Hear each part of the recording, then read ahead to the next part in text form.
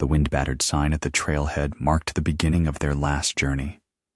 Two siblings, seasoned climbers, set off into the vast, indifferent wilderness of Mount Rainier, equipped for anything the unforgiving peaks could throw at them.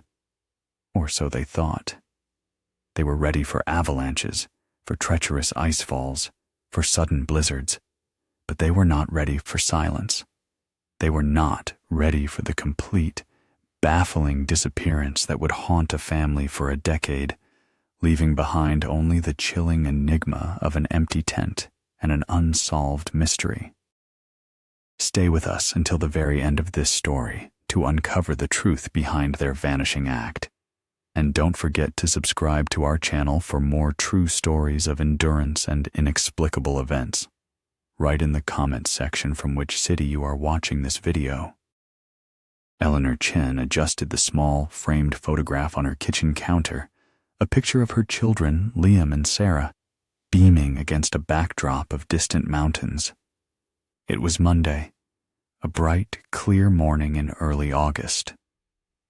Liam, at 32, was the meticulous planner, a data analyst by profession whose precision extended to every aspect of his life, especially his passion for climbing. Sarah, 28, shared his love for the outdoors but tempered his rigid structure with her easygoing spirit. Their ascent of Mount Rainier was to be their most ambitious climb yet, a personal challenge they had prepared for over many months. Before leaving, Liam had set a strict schedule for their return and their crucial check-in call. "Mom, we'll be back on Friday, latest Saturday morning," he had assured her, his voice steady with his usual confidence. "We'll call you Tuesday evening, precisely at 7 o'clock, to let you know we're on track." That evening, Eleanor received a text message, short and to the point. "Made it to Camp 1. All good. Talk soon. L and S." It was the last direct communication she would ever receive from her children. Tuesday came, a day Eleanor filled with mundane errands and the quiet hum of anticipation. As 7 o'clock approached, she poured herself a cup of tea, her phone placed prominently on the kitchen table. 7 o'clock became 7:30, then 8. A knot of unease began to tighten in her stomach. She rationalized. Perhaps they were at a higher elevation with poor signal, or a minor delay had pushed back their schedule. Liam was never late, not with anything important. By 9 o'clock, the tea was cold, and the knot had hardened into a cold, uncomfortable certainty. This was not a minor delay. This was something else. A mother's instinct, sharp and unforgiving, told her something was terribly wrong. She knew the mountain's reputation, its vast, indifferent power, but she also knew her children's skill and caution. The contradiction was unsettling. Sleep offered no escape. She spent the night tossing and turning, the silence of her home amplifying the unspoken fears that swirled in her mind. By the first light of Wednesday, Eleanor Chen was no longer just a worried mother. She was a woman on the edge of a precipice, staring into an abyss of the unknown. Wednesday morning broke, cold and gray, mirroring the growing dread in Eleanor's heart. By 8 o'clock, with no call and no explanation, she could no longer suppress the rising panic. She tried Liam's satellite phone, then Sarah's, hearing only the hollow ring of an unreachable number. With trembling hands, she dialed the Mount Rainier National Park Rangers. The duty officer was calm, reassuring, yet his questions were precise, his tone hinting at the routine of such calls. He took down Liam and Sarah's names, their planned route, their last known location, and the crucial detail of their last contact. Eleanor explained Liam's meticulous nature, his insistence on the Tuesday evening call. The ranger promised to initiate a preliminary check, a quick sweep of the trailhead and the lower camps. He advised her to wait, to try and stay calm, but Eleanor knew with a chilling certainty that waiting was no longer an option. the silence from the mountain was becoming unbearable. Hours later, the phone finally rang. It was the park ranger, his voice now devoid of its earlier calm. He informed Eleanor that a ground team had located Liam's vehicle in the parking lot at the Paradise trailhead. It was exactly where they had left it, undisturbed, locked. Inside, a quick visual inspection confirmed nothing amiss. More unsettling, however, was what they found at their designated first camp. The tent, a bright orange dome, was neatly packed away in its stuff sack, along with a small, unused cooking stove and a full canister of fuel. Everything was orderly, almost as if they had simply decided not to use the camp that night. But the ranger's next words sent a fresh wave of ice through Eleanor. "Ma'am, we found their tent and cooking gear, but there's no sign of their climbing backpacks, their ropes, ice axes, or any of their personal climbing equipment. It's as if they packed up their sleeping camp, but then simply walked away with their climbing gear. Or, more accurately, walked onto the mountain." The implications were clear and stark. Liam and Sarah had definitely ascended, leaving behind their base camp essentials, taking only what they needed for the climb itself. But why hadn't they called? And where were they now? The initial check had confirmed her deepest fears. The search was no longer preliminary. It was real. The news from the park ranger ignited a full-scale search and rescue operation. By Thursday morning, less than 24 hours after Eleanor's desperate call, the flanks of Mount Rainier buzzed with activity. Helicopters cut through the crisp mountain air, their rotors churning as they ferried specialized teams to various points on the vast mountain. On the ground, highly trained search and rescue personnel, many of them experienced climbers themselves, fanned out across the designated search grids. Their initial focus was the lower sections of the standard climbing routes, particularly the Disappointment Cleaver and the Emmons Glacier routes, which Liam and Sarah were expected to follow. Every crevice, every rockfall, every potential resting spot was scrutinized. The urgency was palpable. In the unforgiving environment of Mount Rainier, every passing hour drastically reduced the chances of survival. The search teams, equipped with powerful binoculars and thermal imaging cameras, meticulously scanned the vast expanse of the mountain. They navigated treacherous terrain, roped together across hidden crevasses, and ascended steep, icy slopes. Yet, as the sun began its descent on Thursday evening, the initial reports were grim. No sign of Liam or Sarah. No discarded gear. No distress signals. The mountain, a silent, majestic sentinel, offered no clues. The conditions worsened overnight, a sudden, fierce squall sweeping in, bringing with it stinging ice pellets and zero visibility. The search operations were reluctantly called off for the night, a decision dictated by safety but agonizing for Eleanor, who clung to every passing moment as a lifeline. The lead park ranger, a veteran of countless mountain rescues, relayed the news to Eleanor with a somber voice, emphasizing the extreme difficulty of searching in such conditions. He assured her they would resume at first light, but the unspoken truth hung heavy in the air. The mountain was formidable, and the window of hope was rapidly narrowing. As Friday dawned, the storm showed no signs of abating. The relentless wind howled, and fresh snow fell heavily, erasing any faint tracks or potential clues. The mountain had sealed itself off, a vast white expanse of unyielding silence. The initial 72-hour search, critical in any missing persons case, was grinding to a halt, not by human will, but by the sheer, overwhelming power of nature. The storm raged for 3 relentless days, blanketing Mount Rainier in an impenetrable shroud of white. When it finally broke on Monday morning, a heavy silence descended, a quiet so profound it felt like the mountain itself was holding its breath. The park rangers and search and rescue coordinators immediately resumed operations, but the fresh snowfall had buried any potential tracks or clues, making an already impossible task even more daunting. Ground teams, now facing waist-deep snow in some areas, slogged through the treacherous terrain, their hopes dwindling with each fruitless hour. Aerial searches, though now possible, yielded nothing but an endless expanse of untouched white, dotted by the dark green of ancient pines. Eleanor, back in her quiet home, felt an agonizing helplessness. Her phone, once a source of comfort, now felt like a lead weight in her hand, ringing only with updates that offered no solace.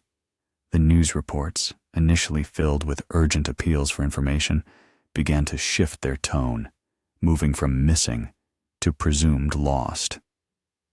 The park authorities, while continuing the search, subtly started to manage expectations. They spoke of the mountain's unpredictable nature, its hidden dangers, and the rapid onset of hypothermia in extreme conditions.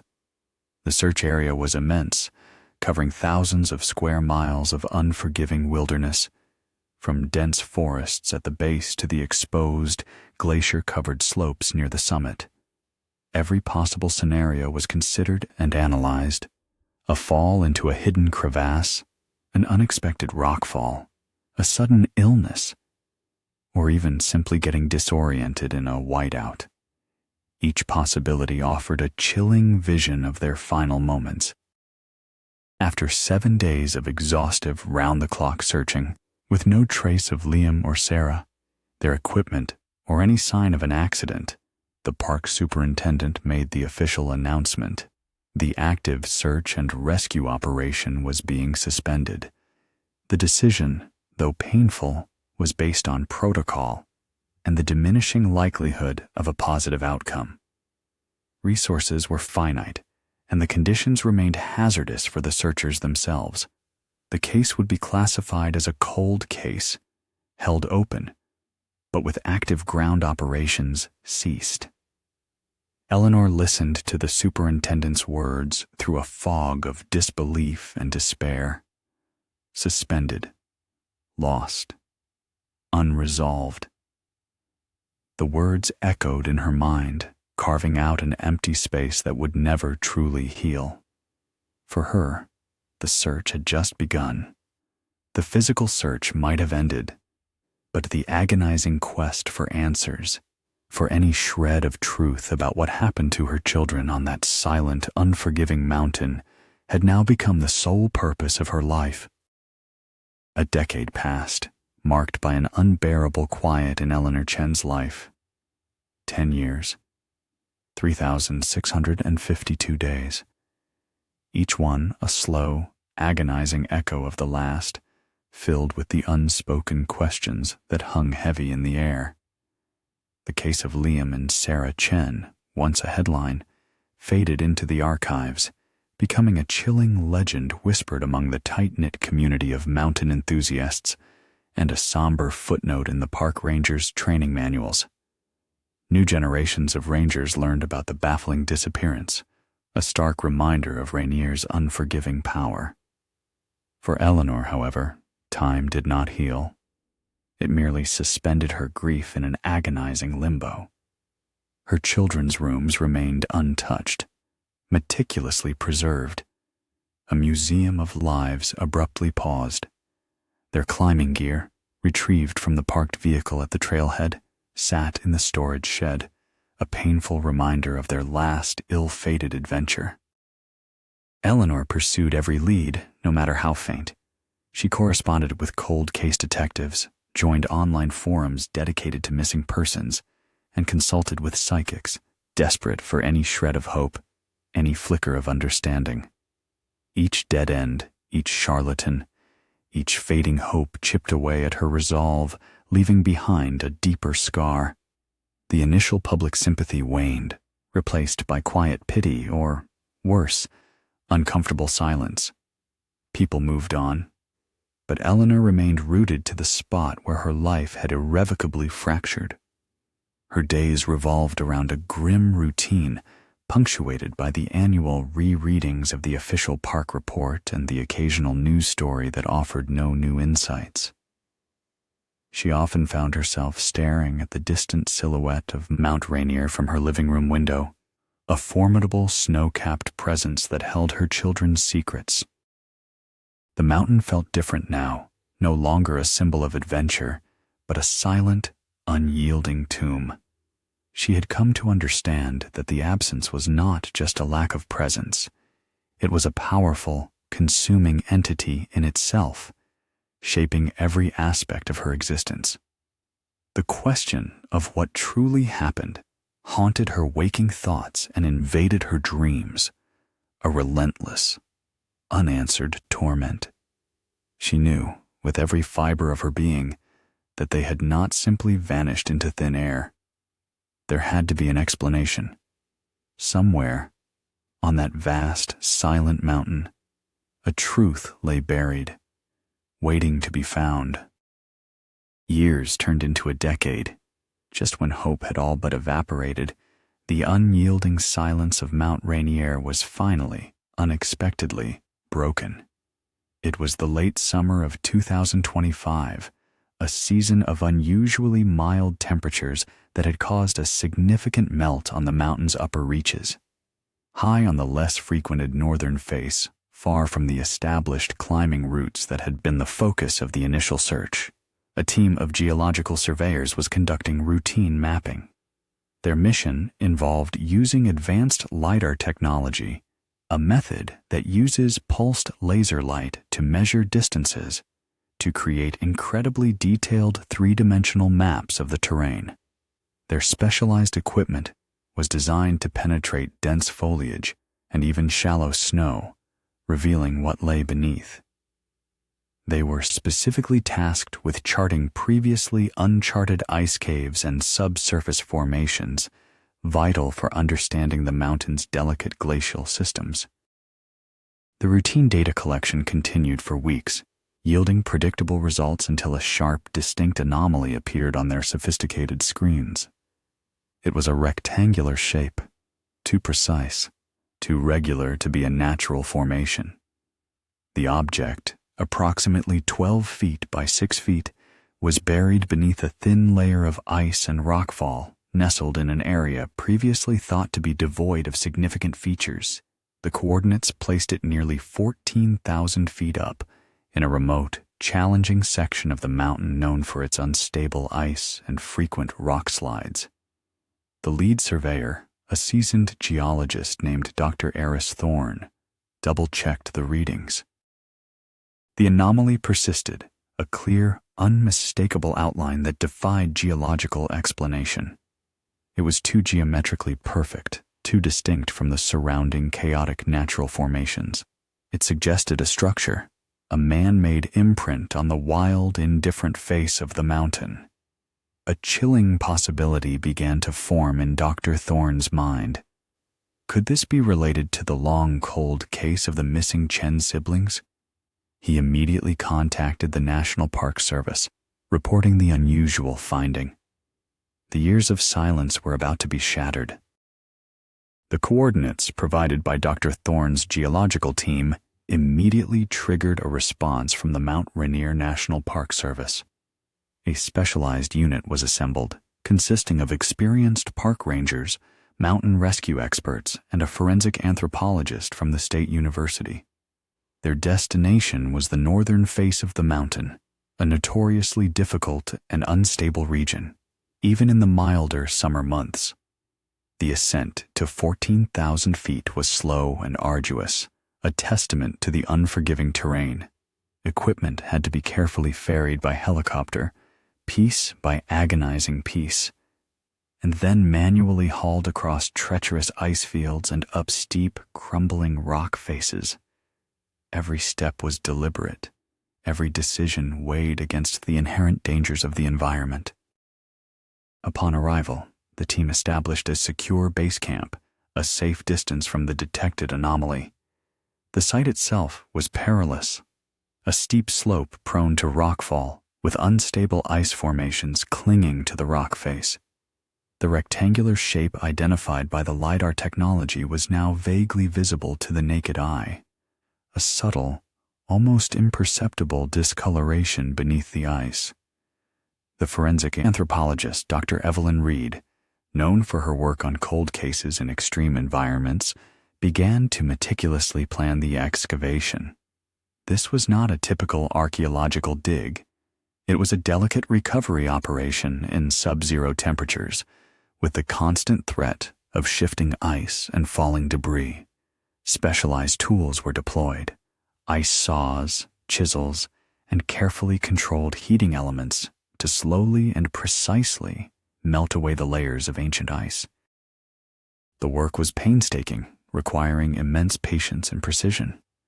Each chip of ice, each removed stone was carefully documented. As the days turned into a week, the outlines of a structure began to emerge more clearly. It was undeniably man-made, carved into the side of the mountain, not a natural cave.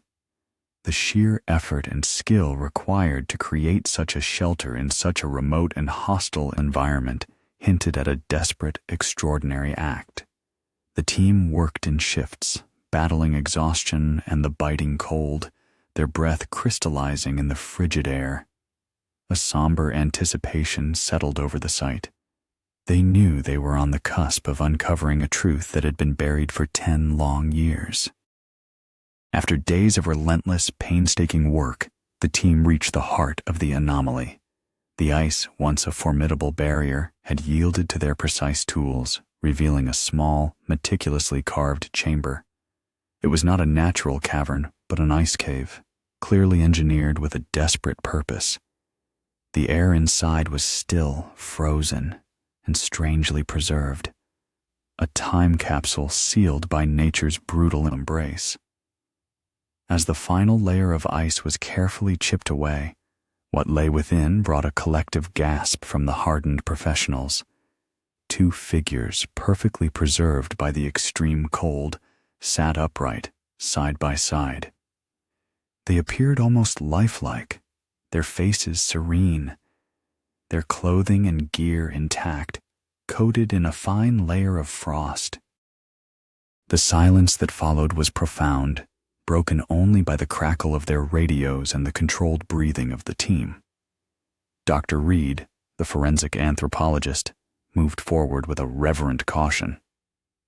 Her experience had prepared her for many things, but not for this level of preservation, this eerie tableau of lives frozen in time. Every detail was visible: the texture of their insulated jackets, the precise knots in their climbing ropes, the glint of their unused ice axes still clipped to their harnesses. There were no signs of struggle, no overturned gear, no chaotic indications of a desperate final moments. It was a scene of intentional stillness, as if they had simply sat down to rest and then succumbed to an ultimate slumber. The process of extraction was even more delicate than the excavation. The bodies were inextricably bonded to the ice, requiring the use of specialized, low-heat thermal blankets to slowly, painstakingly separate them from their icy tomb without causing any damage. Each step was photographed, documented, and cross-referenced with the LiDAR scans. It was crucial to preserve the scene exactly as it was found, for every detail might hold a key to the decade-old mystery. The identities were not yet confirmed, but the implications were undeniable. The discovery of 2 figures, preserved high on Mount Rainier, in a location so remote and off-route, pointed to only one logical conclusion. The cold case of Liam and Sarah Chen, which had haunted Eleanor for 10 years, was about to be agonizingly, tragically, reopened. The mountain had finally relinquished its secret, and it was far more complex than anyone could have imagined. The 2 figures, meticulously extracted from their frozen sanctuary, were carefully transported down the mountain to a specialized forensic laboratory. The journey was slow and deliberate, each movement calculated to prevent any damage to the remarkably preserved remains. At the lab, a team of forensic experts, led by Dr. Evelyn Reed, began the delicate process of identification. The initial visual examination strongly suggested the missing Chen siblings, given the location of their discovery and the details of their climbing gear, which matched the descriptions provided by Eleanor a decade prior. However, absolute confirmation was paramount. The first step involved the careful collection of biological samples for DNA analysis. A small sample of tissue was taken from each of the preserved bodies.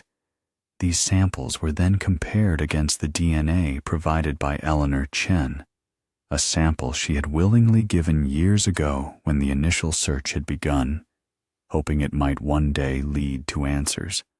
The process was swift, aided by modern forensic technology, and within 72 hours, the results were conclusive. The DNA profiles were a perfect match. The two individuals recovered from the ice cave were, beyond any doubt, Liam and Sarah Chen. News of the positive identification was immediately relayed to Eleanor. The call from Dr. Reed was compassionate yet direct, offering the first definitive answer in 10 years. Eleanor received the news with a strange mix of profound grief and a quiet, almost disorienting sense of finality. The agonizing limbo of missing was over, replaced by the crushing reality of found. There was a macabre comfort in knowing, in finally having a concrete answer, however tragic. Yet, with identification came a fresh wave of questions. Their preservation was extraordinary, suggesting a rapid end in the extreme cold. But what had led them to that remote, custom-built ice cave, so far from any established route? And how had they perished? The initial examination of their clothing and exposed skin showed no obvious signs of trauma from a major fall or struggle. Their climbing equipment, though frozen, appeared to be in place. The mystery had deepened rather than resolved with their discovery.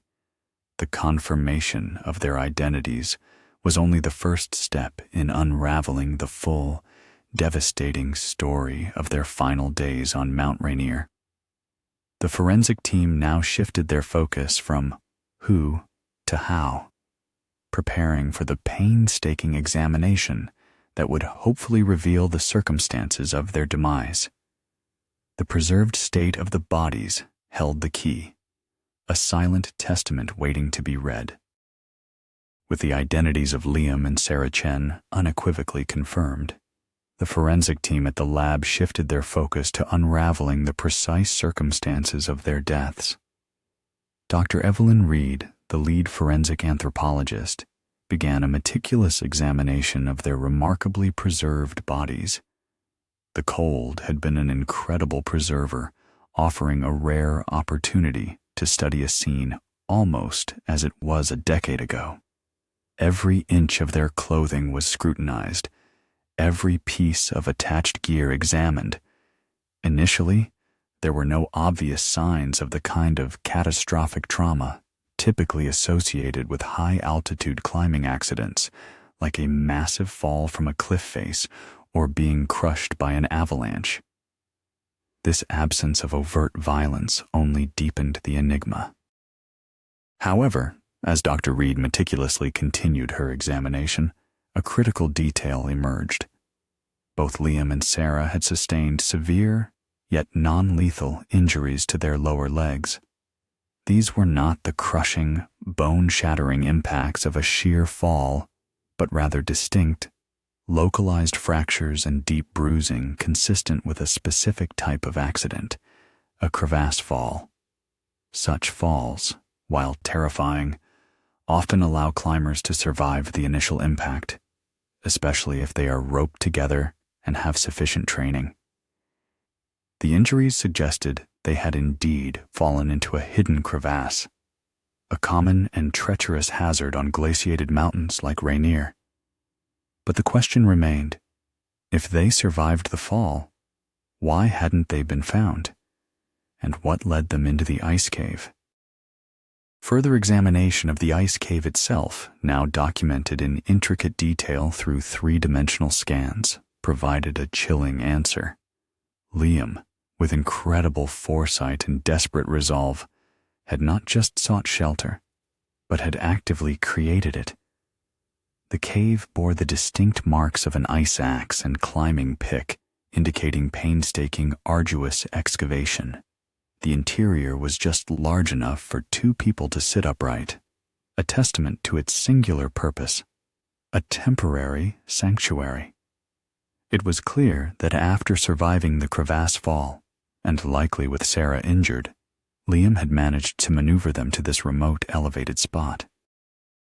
He had then undertaken the monumental task of carving out the ice cave, a desperate bid for survival against the overwhelming cold and the unforgiving elements. This was not a random shelter. It was a testament to a final, courageous, and ultimately fatal decision to seek refuge, believing it to be their only chance. The discovery painted a grim picture.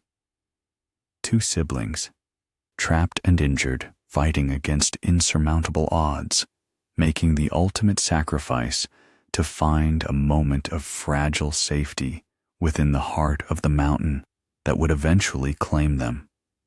The details were beginning to align, suggesting a narrative not of a sudden instant tragedy, but of a prolonged, agonizing struggle for survival in the face of impossible circumstances.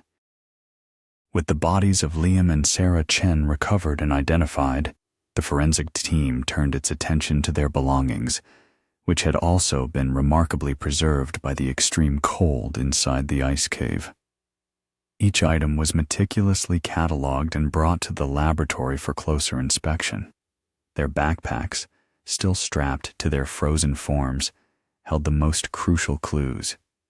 The contents were frozen solid, requiring delicate thawing in a controlled environment to prevent damage. As Liam's pack slowly warmed, revealing its contents, a small, waterproof journal emerged from a side pocket. Its cover was stiff with ice, but the pages inside were remarkably intact, protected by its durable casing. This journal was the breakthrough. Dr. Reed, with gloved hands, carefully opened it. The handwriting was unmistakably Liam's, precise and even, though growing increasingly strained and erratic in the later entries. The first entries detailed their exhilarating ascent, their successful navigation of tricky sections, and the breathtaking views from their early camps. They spoke of the joy of climbing together, the quiet camaraderie of siblings sharing a profound passion. But then, the tone shifted abruptly. An entry dated 2 days after their last communication with Eleanor recounted the terrifying moment of the crevasse fall. Liam described the sudden, sickening drop, the searing pain in their legs upon impact, and the desperate, grueling effort to self-rescue from the deep, hidden chasm. He detailed how he managed to pull Sarah, injured but conscious, out of the crevasse. The subsequent entries chronicled their struggle to find shelter. Liam wrote of Sarah's worsening condition, her increasing weakness, and his frantic search for a place that offered protection from the relentless wind and the deepening cold. He described the arduous days-long process of carving out the ice cave with his ice axe, an act of sheer will powered by a desperate hope for survival. He carefully rationed their dwindling supplies, energy bars, a small amount of water from melted snow, and emergency blankets. The journal became a testament to their deteriorating circumstances, a chilling countdown of their remaining strength. The last entry, dated 7 days after their disappearance, was barely legible, scrawled with a trembling hand. It spoke of a ferocious whiteout storm raging outside the cave, making any further movement impossible. Liam expressed his profound regret for the situation, his unwavering love for Sarah, and a stoic acceptance of their fate. He described securing their position within the meticulously carved ice shelter, knowing with agonizing clarity that their supplies were gone, their strength depleted, and help would not reach them through the blizzard. This journal was not merely a record, it was Liam's final, heartbreaking message to the world, a direct, unfiltered account of their last, desperate week on the silent mountain. It provided the ultimate answer, not just to their whereabouts, but to the extraordinary, tragic circumstances of their final ascent. Liam's journal, a raw and agonizing chronicle of their final days, had answered the most pressing questions about their location and the immediate cause of their demise. It painted a vivid picture of their crevasse fall, Liam's desperate act of carving the ice cave, and their slow, inevitable succumb to the elements. Yet, as Dr. Reed and the investigative team pored over the entries, one crucial piece of the puzzle remained stubbornly out of place, a detail that had haunted the case from its very inception: the absence of any communication. Why? If they had survived the fall and were able to create a shelter, had they not called for help? Why had no distress signal been sent? The answer, heartbreaking in its simplicity, was found in a small zippered compartment within Liam's backpack, alongside the journal. Nestled amongst spare batteries and a small, water-damaged headlamp lay their satellite phone. It was a rugged, state-of-the-art device, designed to withstand extreme conditions. But now it was clearly compromised. The screen was cracked, spiderwebbed with fractures, and the antenna was bent at an unnatural angle. A closer inspection revealed a deep, crushing impact mark on its casing, consistent with the kind of force experienced during a fall into a confined space. It was evident that the phone, their lifeline to the outside world, had been damaged beyond repair during the crevasse fall. It was a silent, unyielding testament to their isolation. Further examination of Sarah's pack revealed a similar, equally tragic detail. Her personal locator beacon, a small device designed to emit a distress signal to satellites, was also found. Its indicator light was dark, and its casing showed signs of impact and internal damage. It was clear that both their primary and secondary means of communication had been rendered useless in the initial moments of their ordeal. This was not an oversight, not a forgotten piece of gear left in a truck, as had been the baffling detail in other mountain mysteries. This was a cruel twist of fate, a catastrophic failure of equipment at the most critical juncture. The implications were profound. Liam and Sarah had not chosen to go silent. They had been forced into it. Their meticulous planning, their redundant safety measures, had been undone by a single, brutal impact. They had been trapped, injured, and completely cut off from any hope of rescue, miles from civilization, in a self-made tomb of ice. The journal entries, read again with this new understanding, took on an even more poignant meaning. Liam hadn't just been battling the cold and Sarah's injuries.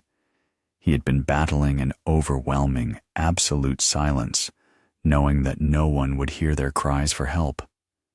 The missing element had finally been found, providing a definitive, albeit agonizing, explanation for the decade of unanswered questions.